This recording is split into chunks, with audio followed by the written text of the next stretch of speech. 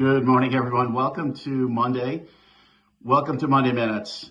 Quite the weekend. I think when the president laid out a 2-week timeline within 2 weeks, I think it was fairly clear that what happened over the weekend was going to happen certainly throughout the course of 2025, a 60-day timeline, wanting to negotiate some sort of deal other than what transpired over the weekend.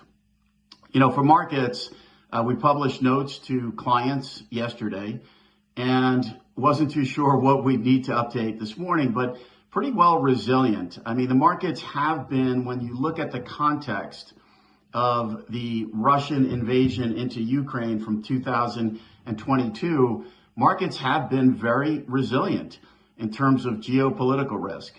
And we're not suggesting that anyone take that for granted because we don't necessarily know what lies around the corner. And certainly all eyes and ears need to be open here with regard to next steps, certainly abroad, but even here in the United States. We don't know exactly what lies next, but markets are looking past this to a large extent.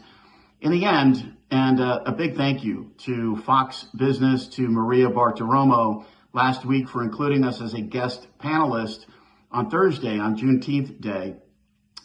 You know, what we said last week was, you know, a world that is safer is a good world. It's a painful process, not necessarily a great one that we need to go through. But if we move more and more toward a safer world, ultimately that's good for markets. It's not bad for markets. In general, markets remain open. It's a little quiet today. The rate market, initially higher rates, now lower.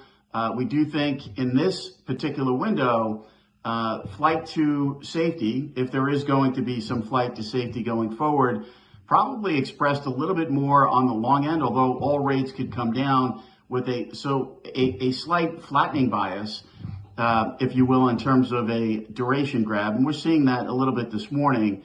If you look at this in the context of monetary policy, you look at this in the context of the Federal Reserve.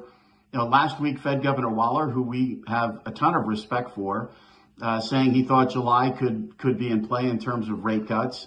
We'll get a ton more Fed speak this week, but we don't really see July in play when we look at these dynamics. And, you know, we talk about geopolitical, we talk about the weekend, but there's also a ton of other stuff going on. We have the debt ceiling looming. We have the one big beautiful bill, the tax bill, that's certainly on the table. So it's all on the table right now is the reality.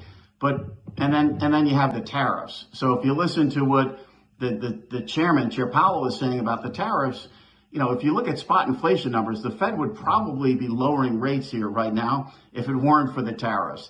To the extent that the events in the Middle East, and obviously all eyes are on oil here going forward, slightly elevated, but not much. If oil continues to tick higher from here, it's certainly going to show up in the CPI numbers going forward. And I think that's what the Fed is saying. So, you know, in fairness, you know, the president wants lower rates, and we totally sympathize with that in general. I think everyone wants lower rates, but the dynamics on the ground of what's happening right now are not necessarily conducive to rates coming down and lower. So all eyes on the Fed chair this week. He's going to be on the Hill. It'll be real time for him. We get tons of other Fed speak.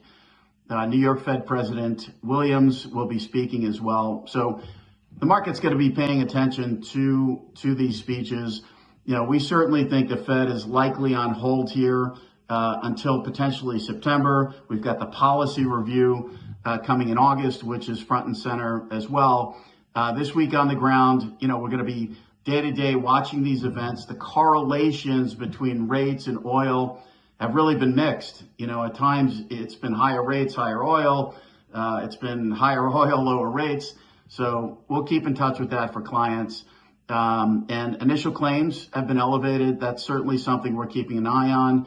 And that'll come on Thursday. And then Friday, we get the Fed's PCE deflator. Spot inflation levels have been fine here. Inflation expectations in the survey data have been elevated, but the reality is inflation expectations from a market-based measure have been very well contained. So, but the Fed is looking past this.